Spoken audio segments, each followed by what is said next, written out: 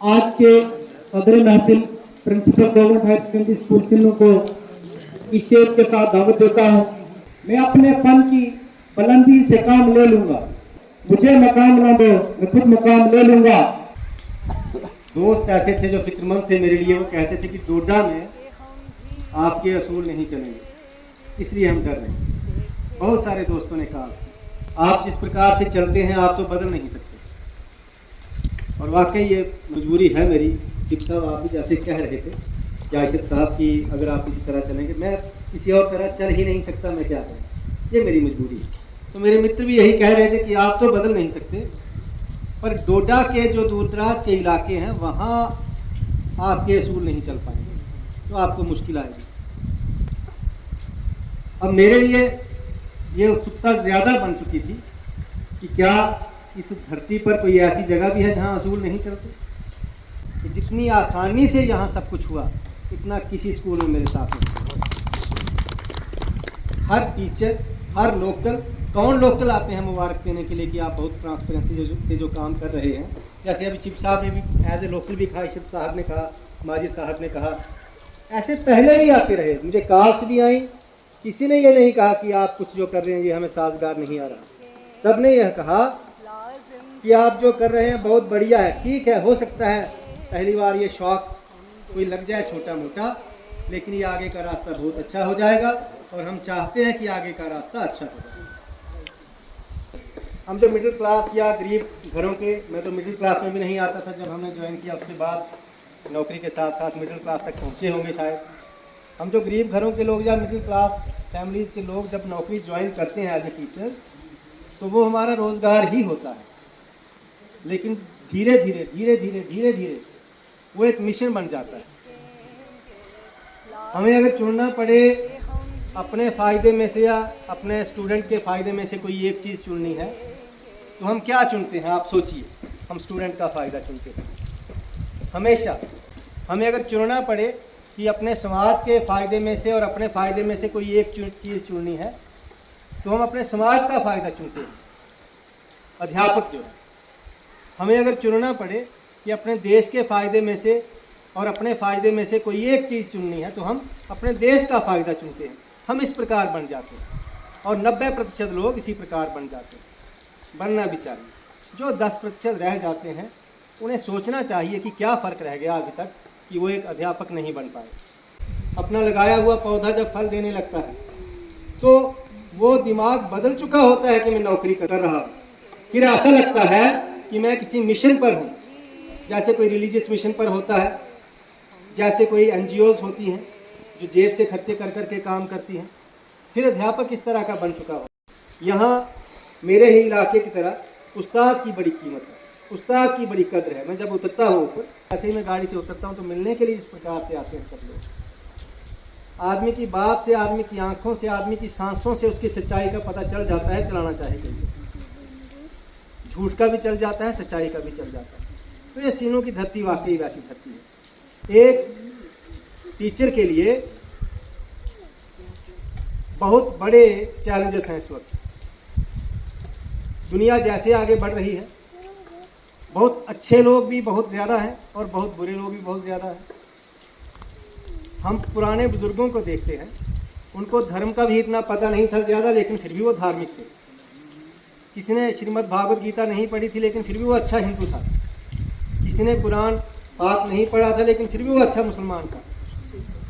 आज जब पढ़ाई बढ़ रही है, कुछ तो बहुत अच्छे हिंदू और बहुत अच्छे मुसलमान भी हो रहे हैं, और कुछ तनाज़ा पसंद हिंदू और तनाज़ा पसंद मुसलमान भी हो रहे हैं। हमें उस खाई को भी भरना है। हमें अपने बच्चों को इस तरह से तैयार करना है। पहले तो अपने आप को तैयार करना पड़ेगा इस तरह से कि इंसान को इंसान समझ सकें। हम समझ सकें कि हमारे कांधों पर जिम्मेदारी है। महीने के बाद जो SMS हमें आता है हमारी सैलरी का, हम उसके लिए काम नहीं कर रहे। वो भी हमारी ज़रूरत है कि हम उसके लिए काम नहीं कर रहे।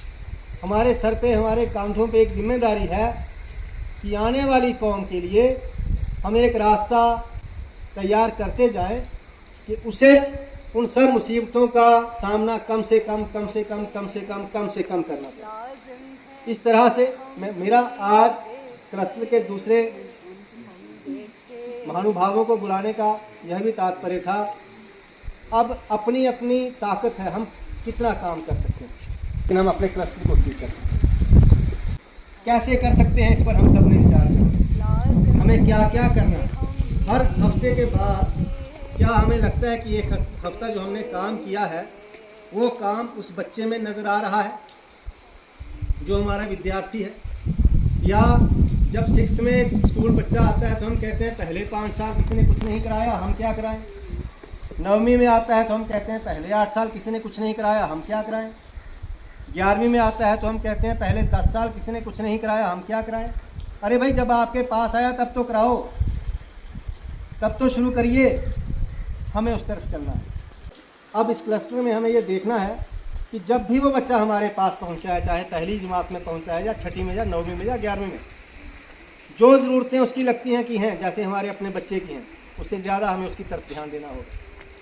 क्योंकि जिसके सर से हमारे घर का चूल्हा जल रहा है, उसकी ओर ज़्यादा ध्यान देना होगा और उसे तैयार करना होगा आने वाले ज़माने में, चाहे वो नौकरी करे, चाहे नौकरी ना करे, अपना कोई बिजनेस करे, चाहे मजदूरी भी करे, वो ईश्वर का, वो अल्लाह का एक पाक इंसान हो, वो दूसरों के लिए काम करने वाला हो। वो भी जब चुनने की बारी आए तो अपने स्वार्थ को चुनने की जगह दूसरों की भलाई चुने। ऐसे बच्चे हमें तैयार करें। मैं तो कहता हूँ कि कोई चोरी की शिकायत अगर किसी थाने में जाए तो सबसे पहले ये पता करना चाहिए कि अगर ये बच्चा पढ़ा है तो किस किस स्कूल में पढ़ा है। उन टीचरों को भी तलब करना चाहिए, क्यों नहीं दे पाए आप इसको वो संस्कार कि ये भूखा मर जाता पर चोरी नहीं करता। क्यों नहीं दे पाए आप इसको वो संस्कार कि ये आते जाते किसी की बहन बेटियों को कुछ कह गया, कैसे कह गया। क्यों नहीं दे पाए आप इस अफसर को वो संस्कार कि ये करप्शन के केस में सस्पेंड हो गया। उन टीचर्स को ही पूछना चाहिए और हर एक टीचर को ये याद रखना चाहिए कि हमें पहले अपने आप को नैतिक स्तर पे अपनी मॉरल वैल्यूज़ इतनी ऊंची कर देनी होती हैं कि कहने के बजाय ही बच्चा सीखने लग पड़े कि मुझे इस टीचर की तरह बनना है। हम बच्चे को नहीं कह सकते कि 9:45 बजे स्कूल पहुँचो जब तक हम खुद 9:30 बजे स्कूल ना पहुँचें। फिर बच्चा अपने आप बिना सिखाए, फिर उसे सिखाने की ज़रूरत नहीं पड़ती। फिर बच्चे को ये कहने की ज़रूरत नहीं पड़ती कि बेटे टाइम के पाबंद रहो, कुछ नहीं कहने की ज़रूरत है। जब वो देखेगा मेरे टीचर 9:30 पौने 10 के बीच स्कूल में होते हैं, मैं बाद में आता हूँ, उसे शर्म आएगा। ऐसे ही प्रिंसिपल को भी ज़रूरत नहीं है स्टाफ को कहने की कि भाई टाइम से आया करो। प्रिंसिपल अगर 9:30 पौने 10 के बीच स्कूल आएगा तो स्टाफ अपने आप आएगा। कोशिश करेंगे हम कि वो सब करें। और जो पेरेंट्स अपने बच्चे को हमारे हाथ में सौंप देता है, और 10 से 4 का वो समय है जो क्वालिटी टाइम जिसे कहते हैं, क्योंकि जब वो यहाँ से घर जाएगा थका हारा, खाना खुना खाएगा, माँ बाप के साथ उसका क्वालिटी टाइम बहुत कम बीतता है। फिर हम ये भी दोष नहीं दे सकते कि इनके माता पिता को कुछ समझ नहीं है, इसलिए ये बच्चा पीछे। माता के पिता के पास वो जाता कर, एक दूसरे से मिलजुल कर काम करेंगे, देखेंगे ऊपर वाला क्या चाहता है।